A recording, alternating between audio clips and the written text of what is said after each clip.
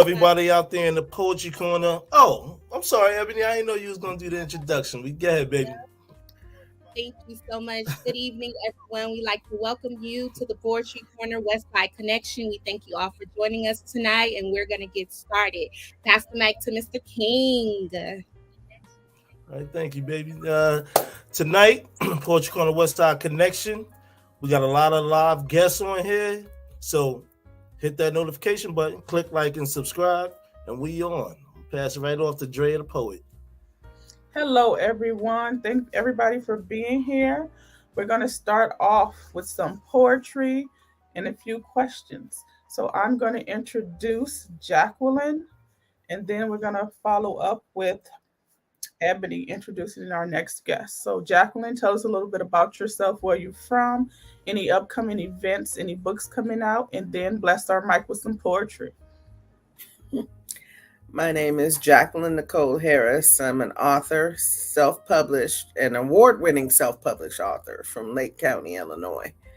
My fifth book of poetry, On Life, the poetry of Jacqueline Nicole Harris, won the best ebook award for poetry in 2017 from the Black Caucus of the American Library Association. And that in and of itself was amazing. It was an unexpected journey to Atlanta to accept the award, and it was the last time I can say my mother was totally proud of me, and my poetry and my writing weren't in vain. I've gone through a lot, and this past year my mother passed away, and she's no longer with me, and she's the only person I could trust and be honest with me. But nonetheless, when I had this sometimes I get down on myself and call it a pipe dream called poetry, she supported me through it. Even when I had no job and all I would do was sit at my computer 24/7 writing, hosting blog talk shows, trying to host an open mic at a comedy club that was run by a backstabbing shyster who took out $10,000 in my name in a credit card and spent all that money behind my back. Even after all that, I can count on my mom. So if I could dedicate this night to her, I will. And I guess I'll start with a poem. This is from Periods, Pauses, and Other Poems, my sixth book of poetry. And everything I'm writing here is autobiographical, or everything I'm going to say here is autobiographical tonight. But this poetry book is my sixth offering. And was the last thing I wrote before my mom passed. And I published it after. But this poem I'm about to read to you guys is called Write Happy. And I think some of you, maybe all of you, will relate to it. Write happy. Cheer up. Smile. Write about painting rainbows on white picket fences in gentrified neighborhoods. Riding unicorns to Zimbabwe. Swimming with mermaids in Flint, Michigan waters. Or just sing. Let the wind carry your notes. Just remember, if that doesn't work, write happy. Try wearing something nice and ethnic when you read the poem. Wear your hair in a natural updo with large bamboo earrings. Smile. No one will question your depth. Write happy. Smile. Not like that. Like this. You wore your outfit all wrong. Smile anyway. They may laugh, but it will be at your poem and surely not at you. If you tried being happy, maybe someone would understand your poetry. Smile. Don't use too many big words. Write happy. Try to rhyme. Aren't you a poet? Aren't you a Black poet? Don't you want to be seen? Don't you want to be loved? Smile. Isn't this fun? Aren't you happy? Write something happy then. Write the happy things. Ink the happy thoughts. Fake it until you make it. Fake it until you matter. After all, this is just performance art. And that's how that book begins. Beautiful, All right. Jacqueline. I really That's appreciate what's up. it. Thank you for that Yeah. piece. Congratulations Yeah, definitely. on all of your endeavors. I'm so happy for you. And my condolences to your mother. But keep shining and keep thriving. And we're so happy that you could join us tonight. Next up, we have Paige P. How's everybody doing? Doing great. I will follow the original instructions. Originally from Queens, New York. I'm now in Greensboro, North Carolina. I am currently, it's kind of interesting. I thought I was going to be Big Daddy Kane back in the day, and obviously it didn't work out. So I've been rhyming and, really into things for a long time. I was always afraid, though, to be a solo artist, right? I was in groups. When you had your man next to you, to the left, to the right, it was easy. You had the music behind you. So doing poetry or open mic poetry or spoken word, it's the writing part is fine. The pen has always been there, but the actual performance by myself, that's a new thing. So y'all are actually getting to witness the initiation into the next chapter. So I'm going to read tonight, but as I do open mics, I've been working on pure memorization, being a little bit more dramatic, all that kind of stuff. But anyway, this one is called Enough is Enough. I'll just go ahead and get in it and get into it. Instagram is page_da_poet, page_the_poet on Instagram. And on Facebook, you can get me at Melvin Page the Poet Carter on Facebook. So that's all my social media stuff. Anyway, this is called Enough is Enough. I was looking at the news and we saw, Takeoff. Rest in peace to them. Amigos got killed. And I'm just looking at all of our young boys out here that are rhyming. They start rapping, never quit trapping, and they get caught up in that lifestyle. And they just wind up dead, in jail, whatever. And enough is enough. So here we go. When we gonna stop being tough? When is enough gonna be enough? Takeoff got took off. Now they saying the dude that did it got took off, all because something was said and someone couldn't be soft. So that's 1, 2, lost from the shots. And who knows how many more lives will be lost through the process of the courts. Now the details I just spit was speculation, but here's a fact. It wasn't a white man or a cop that shot that shot. When this shit gonna stop? Why we not in the streets yelling Black Lives Matter when we gonna clean up our own community? White man this, white man that. Pop Smoke, P&B, Biggie and Pop. All those killers were black. Let's be clear at this point, it ain't the white man holding us back. Click, clack, shot, fire, black kills black. When do we say enough is enough and own our self-inflicted attacks? All your sets and clicks out our power to stop it. Instead, dealing addiction and killing other blacks to be the king of killing other blacks.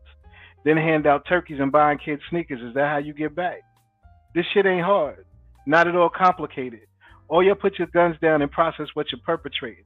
All your OGs making folks check in before they enter your community because you tough and got power. I'm calling bullshit, see? Power to me would be the ability to stop the criminality, enable our people to live peacefully, create and build legit businesses that truly set us free. Can't you see they only gonna let you go so far till the alphabet boys come and snatch the new star? You good as long as you stay at a certain level. You're truly powerless, sold your soul to the devil. For material things that have no real value, you got knocked for 50 years. What your kids gonna do? Your baby mama, your mama, all your niggas you was feeding. You gone now, son. Now how the fuck they eating? Hustlers start rapping, never stop trapping, pull up in the hood in a brand new Phantom. Gucci and Versace down, brand new Jordans. Now you either locked up or dead. I hope you enjoy them. Can't blame nobody else. Gotta look at ourselves. Putting work in a teenager's hand ain't how you help. Myself, personally, I'm tired of this shit. Tired of hearing about the white man holding me down, so I'm loading this clip. If you believe that's your enemy, why you shooting at me? I guess I'm less of a threat. Take my life and they'll soon forget. We gotta own this in order to start looking for a solution. If we not right, how we gonna start a revolution? How the hell we gonna fight if we killing our own soldiers? Enough is enough. Thank you. All right. That's what's up. Yeah. Dope Support is piece. much Dope needed. piece. Thank you so Yeah. much. Appreciate it. Dope. Thanks. Next up to the mic, we have the lovely Martisha. Hopefully I said your name correctly. Okay, Martisa. So tell us about yourself, where you're from, if you have any upcoming projects, any books coming out, where you see your poetry going, and then bless our mic. So I'm Martisa, originally from Detroit, currently living in LA. And I'm actually working on a project, an anthology called Love Notes for Revolution, which I'm very excited about and in the works on right now. And yeah, I think that's all I have. I'm going to read a piece that is actually untitled. So I'll go right into it. Sometimes my yearning is silent, hushed by all the milestones I was taught are my birthright. The absence is deafening, how my desire gets smothered by a dream never mine. Today I went searching for her, my yearning. I searched past all the shouts of what should be, and I find her sitting there, legs splayed, breast heavy, joy spread across her mouth. I cannot help the shiver of giddiness bolting up my thigh. Saliva drips from the corners of her lips, hungry. I feel her desire in my belly, the warmth of craving, stomach acid effervescent like champagne bubbles. My yearning is silent, like tree trunks, thick and sturdy, embers alight and scolding, the dark, deep sea, heavy and full of the unknown. She calls to me, silent, no sound, just knowing. I hear her between my legs, underneath my heart, the rhythm of my dreams. There she sits, legs wide, breast full, saliva dripping from the upturned corners of her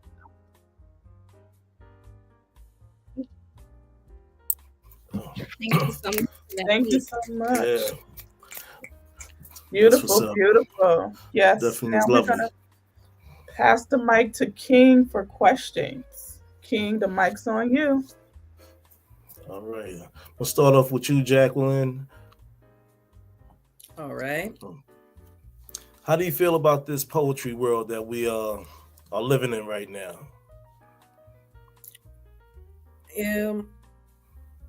I feel pretty good about it, in spite of my own background with it. I've had a lot of negative experiences dealing with people for the sake of my own ink, as y'all know. But with opportunities like this one, Westside Poetry Connection, the internet being as far-reaching as it is, and you really do have a chance to connect and be a part of something outside of your own sphere of influence in your own world. So we're not limited in that sense. You're just limited by your own imagination and possibly your own wherewithal and what you can get your hands on to get out of your own sphere. Right. But it's a world after Def Jam, as I say. That's what's up. Definitely what's up. Thank you for that. Appreciate it. Next up, we have Ebb and Flow for questions. Okay. I'll shoot this one at you, Paige P. Can you tell me like how you got started as a poet? What inspired you to start writing? Wanting to be a rapper, growing up in the era and in the city, the town where you saw running them riding around in Cadillacs and Suburbans, and L had his Benz with the body kit, and Q-Tip, we used to ride the bus. Not saying I know Q-Tip and them, but he lived on 191st, I think, and I lived on 198th up on Linden Boulevard. So like just riding that bus line, you know, you would be on the bus with those guys before they blew. And just being in that environment. But what actually got me into the poetry part of it was the what I call the criminality of the music business itself. I was offered contracts and deals and they were horrible. People were trying to steal before I even had anything to steal. And so I fell out of love with that rather quickly. That just cutthroat, backstabbing, whatever. But I never fell out of love with writing. It's been therapy for me. It's just been a lot for me, you know. So it's just something I always stuck with. And then I watched a movie. I want to say it was in '97. I know I'm dating myself, but it was in '97. I think the movie was called Slam. I think that's what it was called. The dude was in D.C. and there was a scene where he was in jail and they was getting ready to fight, and he just started spitting, and everybody was just stopped because it was like they was confused, like what is he doing? And from right then, I knew that I would be doing this in some shape, form, or fashion.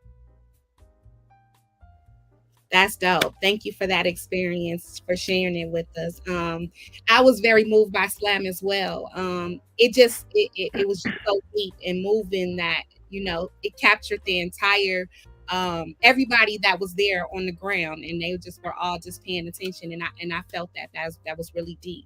Yeah. So thank you so much for sharing that. I really appreciate that. And I'll swing it back to you, Ms. Drea. Okay.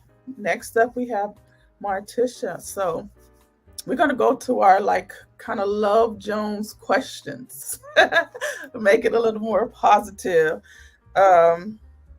So when did you fall in love with poetry?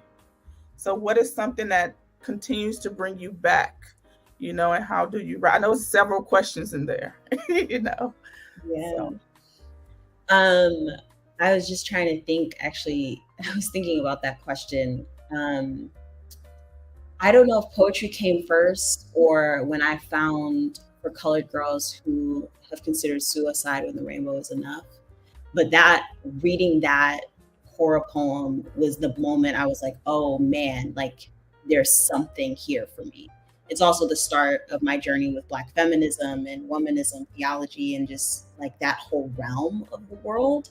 But for me, the work and the words of Black women has shaped my life, my politics immensely, and shaped how I see myself in the world and how I walk in the world. And poetry helped me make sense of that and put me in a particular place. So I would have to say reading that, I think I was in early high school when I first found that piece of work. And it's something I've gone back to over and over and over again. That's beautiful. Okay, we're going to start back with poetry. So Jacqueline, you're up next. Please bless our mic. Oh boy. What do I say? I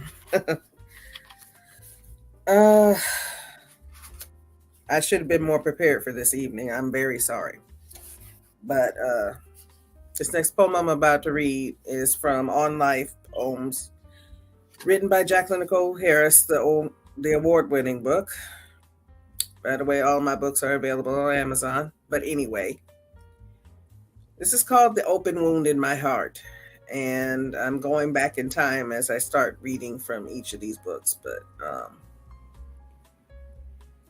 this was after 2015. A lot of Black women are now wearing their hair natural because of different issues. And I had issues with my body, and this describes it. I awoke in pain in a hospital room on the same floor where the new mothers bond with their babies. Even now, I wake up with pain and emptiness, and I think to myself, the hard part is over. So don't cry, don't get angry. Pain don't hurt. It's just a reminder that you are living and no less of a woman. The surgeon could not preserve my womb without reserving more pain for me. So I awoke to a predestined path of blind acceptance.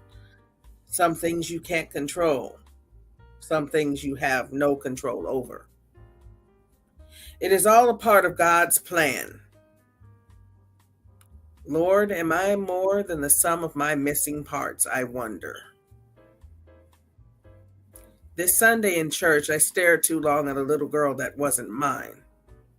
She innocently played make-believe among the parishioners' seats, and that damn scar on my belly began to itch like the whisper that said, "That ain't for you." And while the sermon blared on about purpose and timing and God's plans, the tears that began to form in the corners of my eyes whispered back, "I know." And that's it. Oh, okay. Beautiful. Thank you so much. No, lovely piece. A little bit of a downer, I know, but true. No worries. We accept the truth. Thank you so much. We're very grateful for it. Swing it back to you, Paige P. Blesses. Again, please.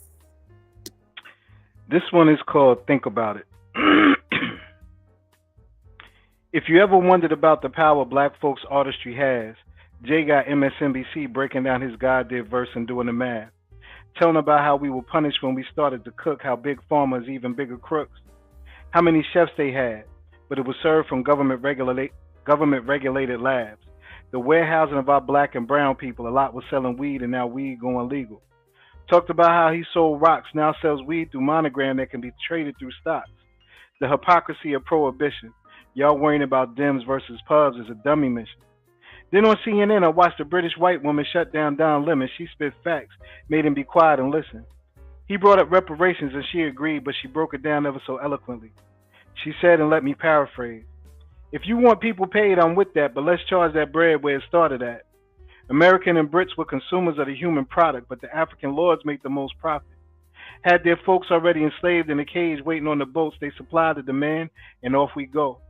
We don't want to talk about that. We want to ignore that fact. Or we don't even know what happened. Because really, in all actuality, in fact, those reparations should be coming from our beloved Democrats. We looking at headlines and take them face value. Look at BLM and how they bamboozled you.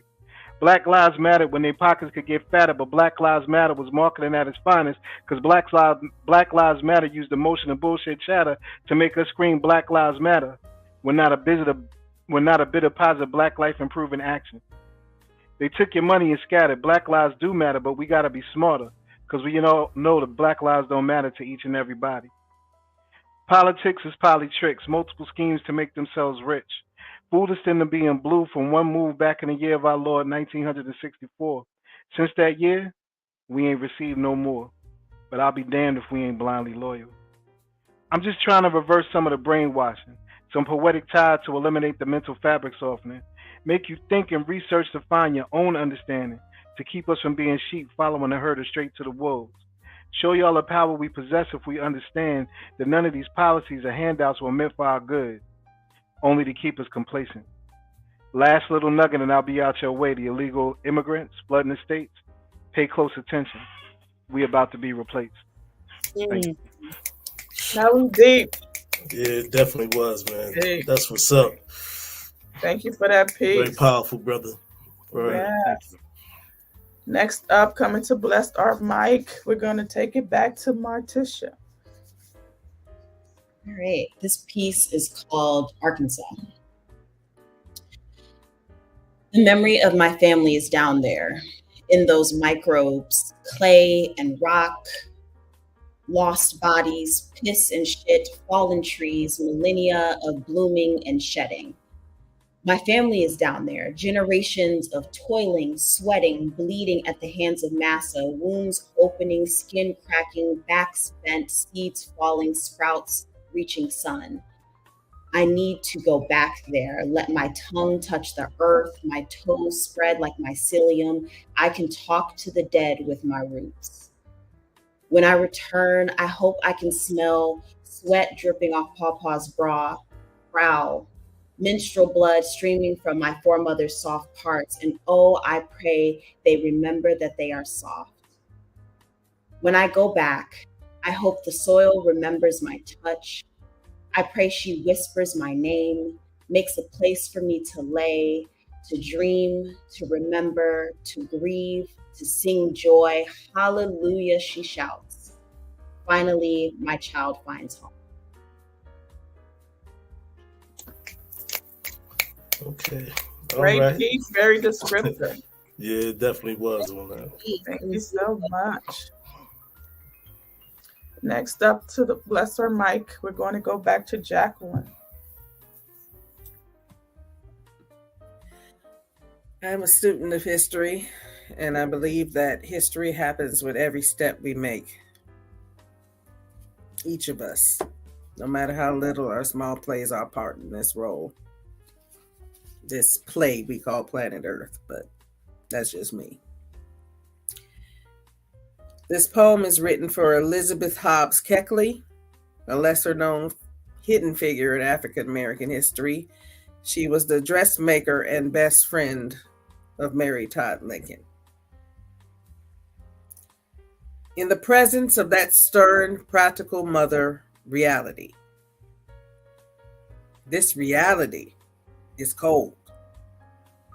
Even on the hottest of days, she chills, kicking our asses to life, whispering inspirations into our ears, clouding our minds with audacious hope. Reality. In her, we are already finished. Right now, we have already begun. History. The things we know now and know not of, shaping the bitterness of our relative lives. As we relive tragedies in multiples of threes and swallow the sour milk from her breast. American reality? It's like after birthing us, she left us in her filth and told us to go play in the street. What do I know of Africa that hasn't been force-fed to me? So far removed am I from that reality, a lost child who sees a reflection in rivers and throws rocks into the waters to break up the vision. What do I really know? America is a wilderness that grows more foreign to me. Every day I see the hopes and dreams of slaves melting in hot flashes of gunfire, fading in pools of blood. I wish I could dream my way out of this, but that isn't practical. No, that isn't realistic. In the presence of that cold, stern, practical reality, nothing I am is legitimate. Nothing I am or will be will force the hand of a reality. America is still afraid of the dark. Thank you so much for that piece. America's still afraid of the dark. Yeah. Ain't that right? Up next to the mic is my girl, Ebb and Flow. Bless us with the piece, Ebony. Thank you so much for that. And this one is called Black Girl. Black girl, you so fly and fine, and above all, you shine. You are excellence manifested like milk and honey. You drip and grip life by the horns. Girl, you stand so tall and brave. Who called you a slave? You are master and matriarch. The entire world starts with you. So fresh and so clean, ain't nobody dope as you. I love you, black girl, hidden like a pearl, shining like diamonds from dirt and earth, so brown and melanated.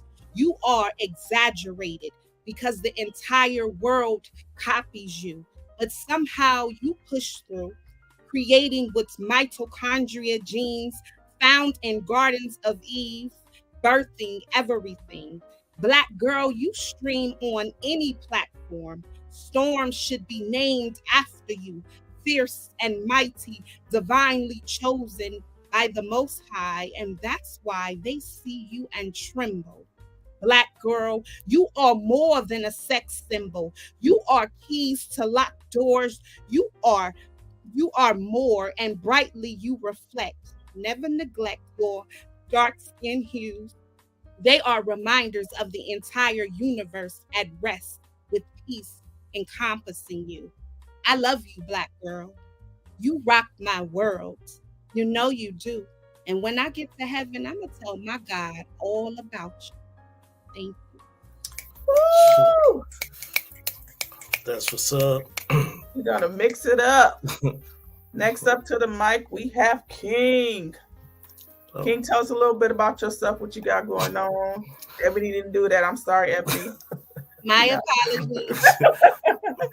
No, that was my bad because I didn't say it. I Sorry. just introduced you. Okay, King, bring it. All right. King Atterberry, host of the Poetry Corner Show, Poetry Corner East Side Connection, Westside Connection, the pop-up show. Also, I do Epiphany Radio Blog Talk with Queen Simmons over there, King and Queen's Quarters, which is on Mondays at 9 o'clock. So I'm an author, published author of 20 books. I'm working on these next 3 books. Hopefully they'll be out by the end of this month. So it's almost at completion. And you can find me on Instagram, King Atterbury Inc. And that's about it. I'm here in the building with these 2 lovely females. You know what I mean? So, hey, I was going to say beauties, but So I'm going to go into this piece right now, not to hold everybody up. It's called Never That Though. This piece I release just to reach those that speak. Bring heat to your head and to the bottom of your feet. You could change your mannerism and have an aneurysm. Drink shots of devil's venom and send cats through dimensions. Lost in a wave of illustrations through my poetry. If now you haven't noticed me, might as well listen closely. Polarities moving within existence of the planes. I still remain unfazed by the foreign exchange. Held together by exterior, motion while on life sail. Hit a destination where I can tell about all who fail. Bear witness to the rise and fall of a few that's noble. What I grasp and hold on to is the moments I am supposed to. Fix what was broken by society as I build blocks. What I start can't stop gathering others towards the dock. Passengers on a journey to prevail a beautiful living. Unforgiven is what's written and taught to our younger children. King. All right, Thank King. you so much, King, for that piece. Now we got to go back around and make sure we get it right. So, Ebony, you got to introduce yourself. Tell us what you got going on, with projects, any books coming out, all that. Let's go. Well, hello, everyone. Ebb and Flow again, back like I never left. I have a book coming out next year. It is called The Rebirth, Flat Soda for Roses. I'm very excited for that. I'm also alumni at CLI, and I'm also a student there right now taking a class to write a children's book. So I'm also excited about that. Have a couple new endeavors coming up starting in the new year where we'll be Andrea and I will be teaching poetry to children. So that's something I've looked forward to my entire life, to be able to just give back to, the community and give the children a voice as well. So I'm very excited about that. And I'm happy to be here with all of you fine poets. You guys are rocking the mic. And thank you so much for your time and energy. Yes, thank you so much, Ebony, for that. Also, we do have a Friday Teen Connection poetry show that's going to start, I believe, this week. So if anybody out there in Poetry Corner know any teens that wants to come and bless our mic, just let us know. Also, like and subscribe to the page and join our Poetry Corner Facebook page as well for updates. I'm going to spit a piece that I just wrote today. I don't really have a title for it, and it's really short. Okay, here it goes. No buildings, 4 walls.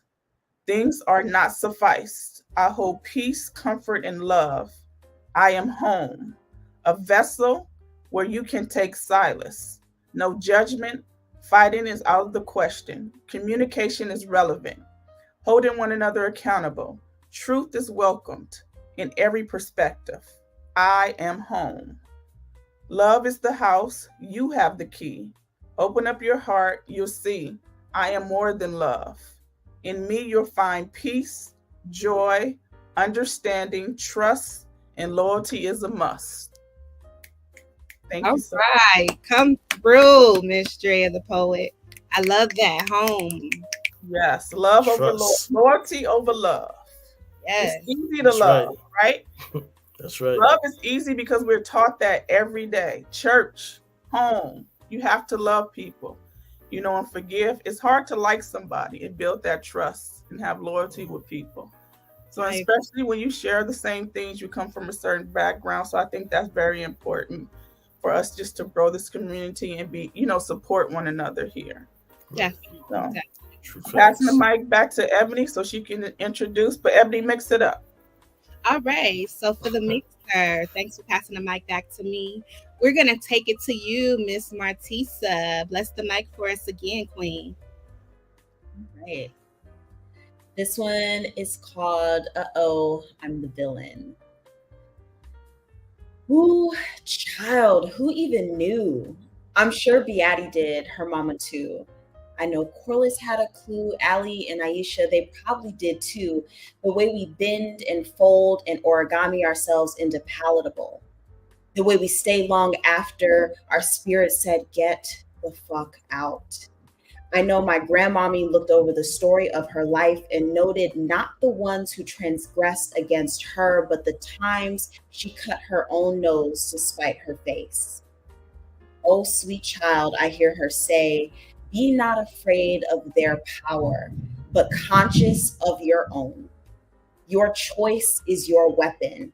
Be aware not to hold that sword to your own neck. Hear your heart thump. Use your exhale to slow it down.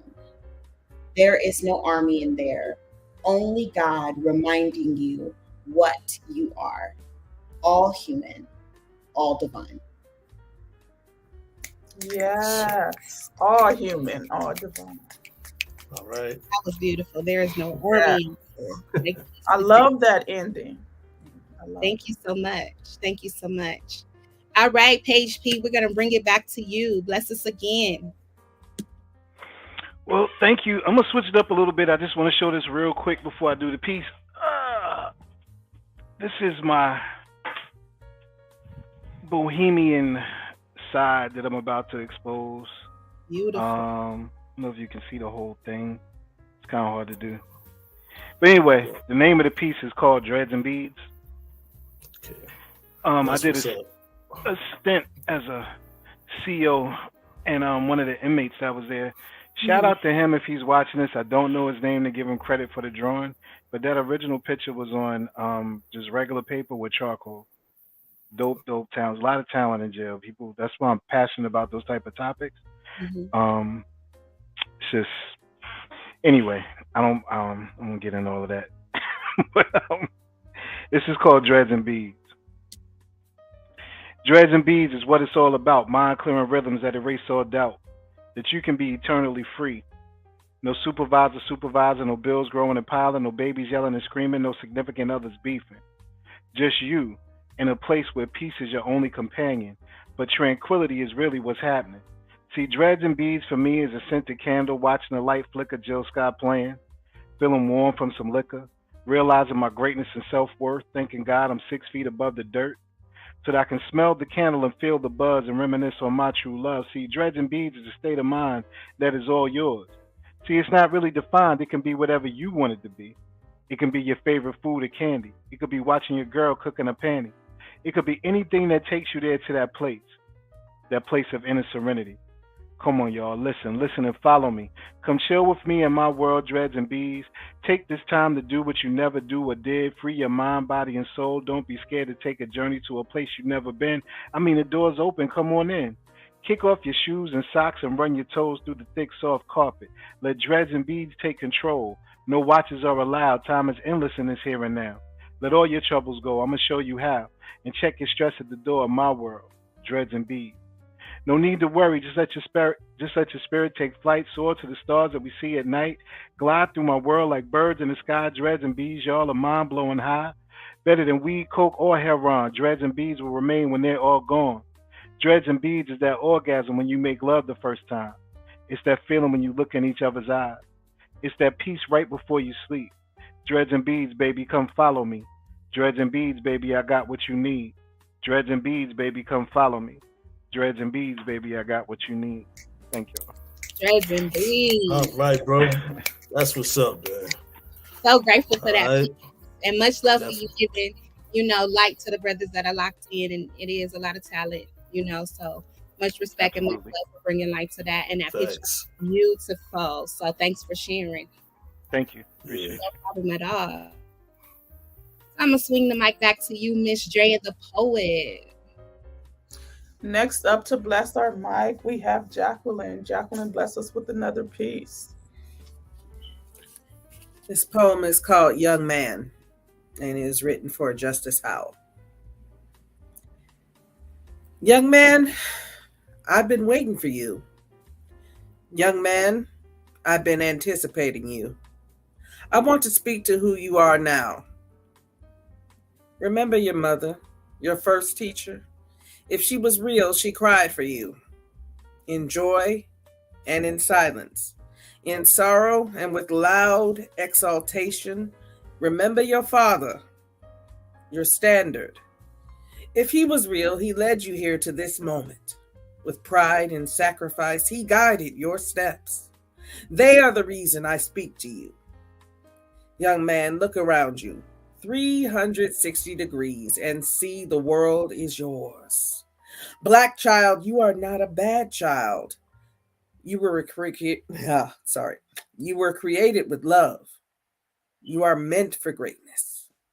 And while the forces in this world may paint the melanin in your skin as evil, I see the light. I see your royalty. I see you, young man.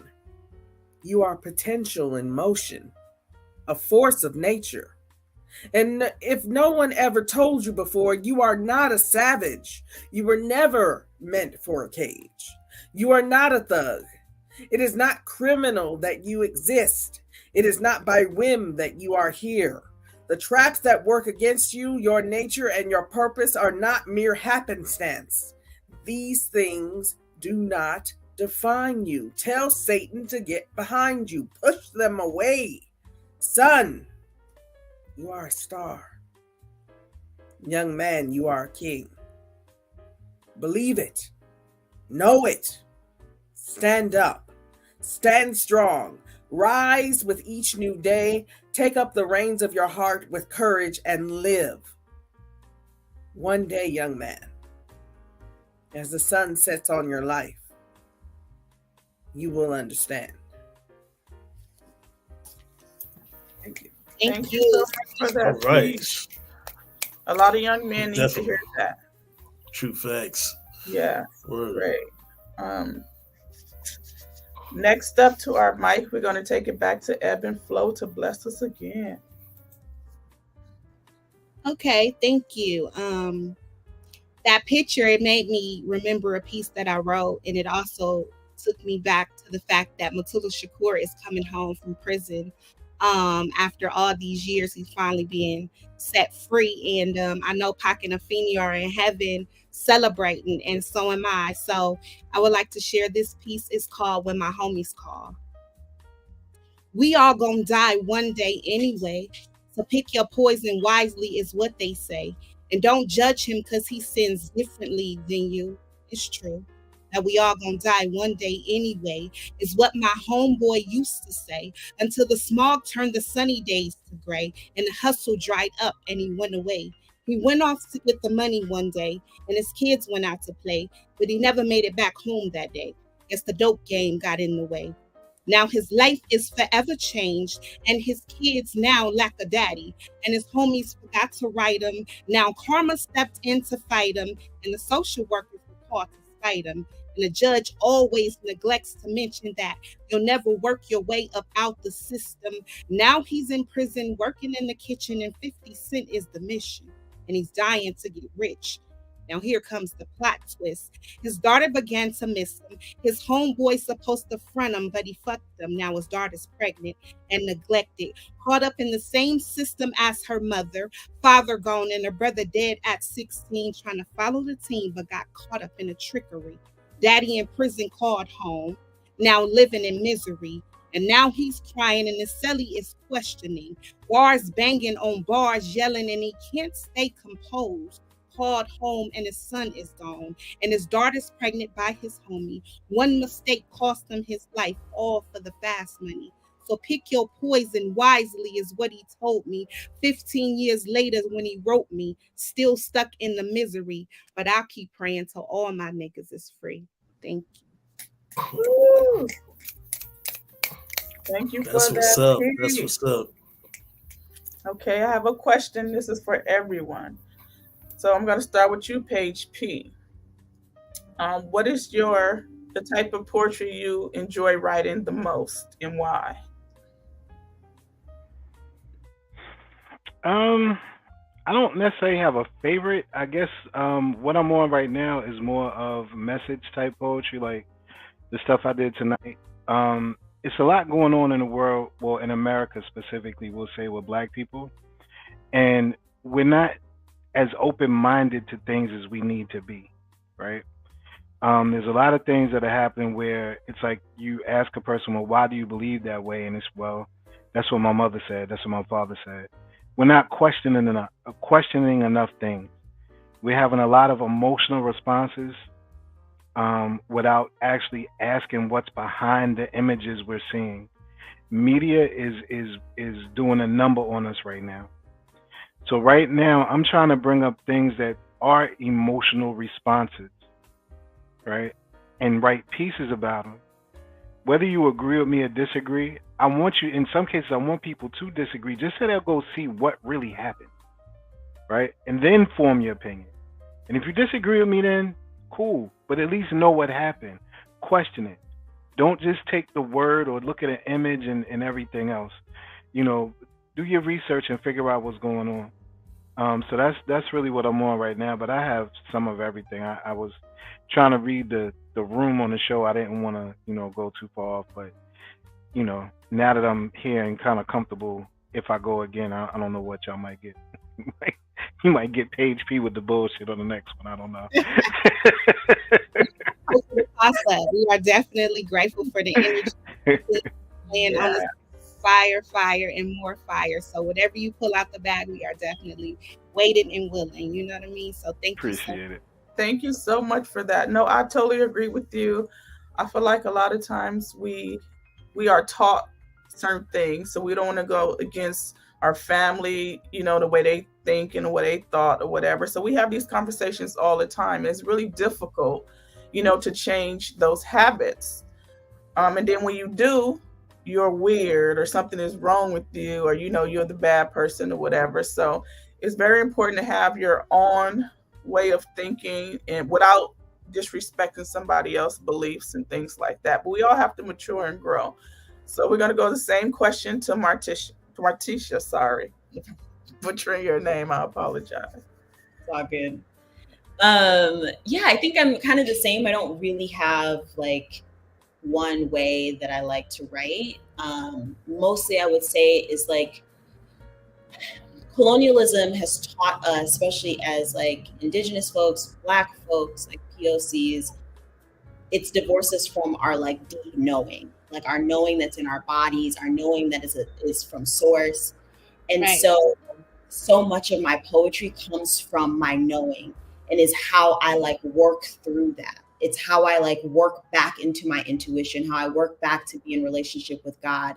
And so, yeah, that's my poetry for me. And I feel like that's how so much of the poetry that I've listened to, at least that's how it hits my spirit, is coming from that space rather than always like intellectualizing everything. But sometimes it's like, I want to know what's happening in here, what's happening in this knowledge here.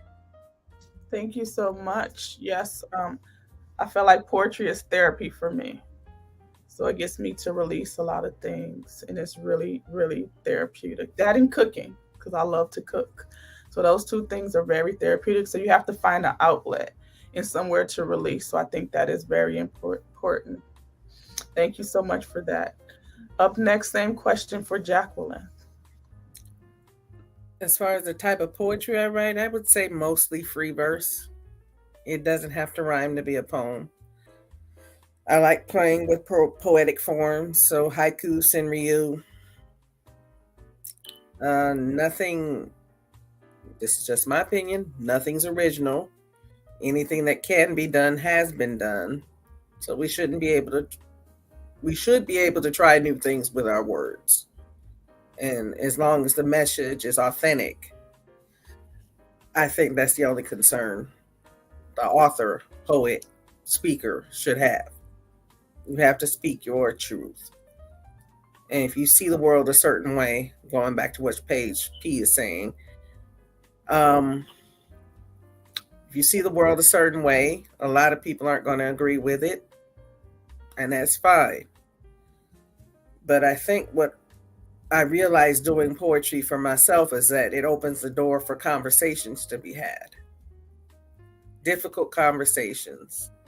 And everybody has their own story, and everyone has their own point of view.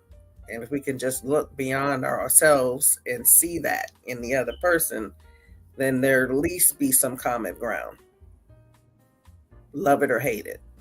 So Thank you so much. Yes, I totally agree, 100%. Yeah. King, same question for you, sir. Come again?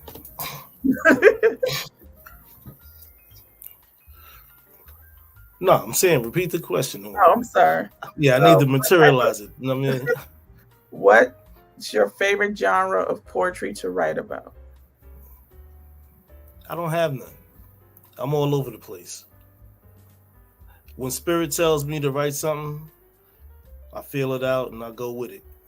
Whether it's erotic, conscious, gangster, whichever way, I just go with the flow.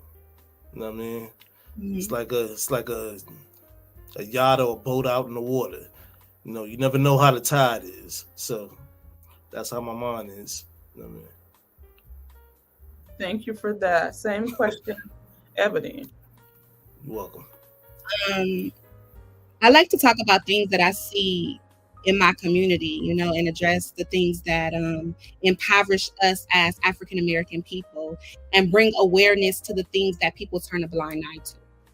I feel like my poetry gives voice to the voiceless and face, you know, a face to the faceless. And I speak about things that most people will probably cringe at, but it's things that are happening in everyday society that people constantly walk by and turn a blind eye to. And so I feel like it's my duty and my God-given gift from the Most High to be able to articulate my poetry in a way that people can hear me and feel me, and like to piggyback a bit off what Paige P said, to go and do the research. You know what I mean? So I just want to drop small gems of knowledge or whatever it is in layman's terms, and not make it so difficult for the people to be able to receive it. And hopefully, you know, it would address some of the underlying issues and also give others a voice to you know, speak up for themselves and let them know that whatever they feel and whatever they go through, it matters. So that's what I like to write about. But again, I'm free verse. I can write about any and everything at any given moment. I also go with the flow and whatever I feel at the moment. So poetry is my savior. Poetry is my way of blessing the world with my gifts. So whatever it caused me to do, I'm on the front line to do that. So that's how I feel about poetry. Thank you so much for that. I'm in agreement with everyone. I really enjoy writing about community, different situations, third person, you know, poetry, trying to put myself in other people's shoes. I know that a lot of times we always write about like the women and mothers, and it's not really an outlet, or we don't talk about the good fathers. And I had this conversation, I believe, with Ebony, how even if we have a bad mom, it's still Happy Mother's Day. We celebrating this person. And a lot of times we have great fathers and they don't get the same thing. So I write a lot of pieces about, you know, broken men and, you know, how to heal and things like that. I love, love, love, love poems. You know, even if I'm not there, I'm not in love, but I just like, you know, feeling happy and, you know, loving like everything and just bringing people together and having that connection, because we all can relate, you know, some kind of way to love, you know. So I enjoy writing about that. I'm going to pass the mic back to Ebony. Ebony, it's on you. Thank you all for sharing your experiences of poetry in this conversation. It was really beautiful. And we're going to go on our last round of poetry. And I'm going to shoot it back to you, Jacqueline.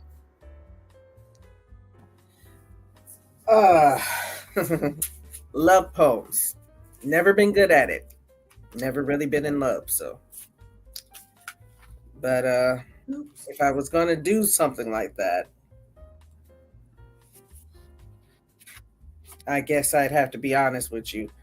I hate this Negro. Now, So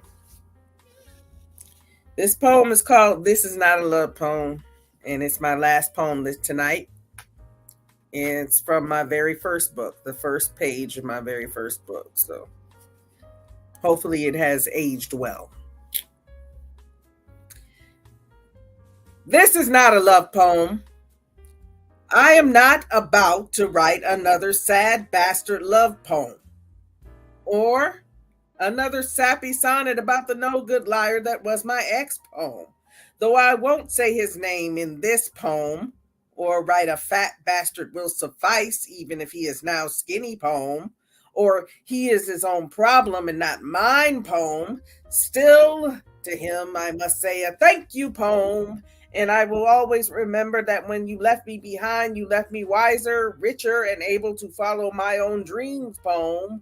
And God has not punished me by getting me pregnant with your seed poem. So no, this is not another sad bastard love poem about what you did behind my back poem while I trusted you to be true poem. You just used me to screw poem. This is a thank you poem. And I am getting the hell on with my life poem, with myself together in my weave tight poem. And I need not say your name because you know who you are. Thomas. You said his name. Okay. I couldn't think of any way to end that poem, but that's the truth. Okay, Jacqueline, that was dope. I really enjoyed that poem. Yes. Yeah, it definitely was right there. Well, Jacqueline, you love yourself, right? So you can write about self-love. I do love myself, and that's basically all I'm doing right now. Beautiful. So, got any brothers out there, Paige P. King, in the Midwestern area? Call me. Thank you so much, Jacqueline, for ending us with that. We're going to take it to you, Martisa. Give us one. So this is kind of a love poem. It's more about the way that you attract the people that you are, like how you are a mirror. And how when I get to the place that I want to be, I'm going to attract the person I really deserve to be with. So it's called On My Hard Days. On my hard days, I long for you, imagining the whisper of this too shall pass tickling my earlobe. Your eyes intent on me, catching flickers of hope and pain flashing across the screen of my eyes. You are always watching me, studying the unseen. On my hard days, I miss your gaze. I feel invisible without it, walking through time without form. Your presence is gentle strength itself, curious the way you've mastered the difficult balance of tenderness and power. Under your gaze, I feel small, tiny in the way one feels when standing beneath the stars, both important and insignificant, humbled and validated. On my hard days, I miss your hands brushing my soft parts, my body arching towards you in response. You are the manifestation of my unfolding. You are the proof that I have become who I always wanted to be. So today, when I'm struggling with the process of becoming, I long for you, dream of you, feel your presence near. Yes. Love Okay, it. Martise. That's what's up. Love it, love it, love it. Yeah. Beautiful. All right. We coming back around to you, Paige P. What you got for us? What you pulling out the bag for us? Well, it's going to be very nonsensical following that one from Martissa, because now I'm getting ready to do you with the shoulder shimmy and the bullshit a little bit. The ish. There you go. I wanted to host events. I didn't really want to perform, right? I performed back in the day. I just wanted to host events, have fun with the crowd, whatever. So I had a business partner, and she got the opportunity to have a night. So I was like, all right, bet, you're going to put me on. Mind you, I helped her with her performances because that's what she wanted to do, right? So she kept kind of giving me the cold shoulder, and then finally one day she was very harsh. She said, "How the hell would I look like asking you to host and nobody know you?" So that ruffled my feathers. And then here we are. Who am I? Right? Who am I? It's Paige, motherfucker. Someone said, and I quote, "Would I look like asking you to host and nobody knows you?" Well, who am I? It's Paige, motherfucker. By the time I finish tonight, at least 5 of y'all will drive home and recite. Who am I? It's Paige, motherfucker. Crazy shit is, they knew I had skills. They knew I had the gift. They knew what it was with me. I mean, I helped them build their shit. Boosted them up, gave them confidence. I don't even like performing. I just wanted to host. Now I'm out here like Tommy, you know, the white boy from Ghost, the one you call when it's time to put in work, whether it's the bust shots, snap necks, or leave an op or a random in the dirt. I'm from the era of the cypher. You had to freestyle and be a dope writer. It was like being a prize fighter, and you better not be known as a biter. With my pen and my pad, I could make you feel happy or sad, make you want to body a nigga, hit you with some romantic shit. You fuck around, knock it down, and become a new dad. The genre, it don't matter because I'm so slick with it. Even with the lisp and the big lips, you love how I whistle with it. This was just a quick blast, little one-hitter quitter. Had to get it off my chest so I ain't become bitter. So one last time, who am I? It's Paige, motherfucker. All right, Okay, bro. Paige. Yo, that had Queens written all over it. That was dope, bro. Word up. Appreciate it. Great way to close out the show, right? I know that's right. Turn the page on that, right? True. Thank you all for joining us here tonight. We had a blast. We're so very grateful. Definitely was. I appreciate everybody tonight. Word. And you know, thanks for joining us here tonight. And I'm gonna pass it back to you, King. Would you like to say anything? Yeah, I just want to advise everybody, click like and subscribe to the channel.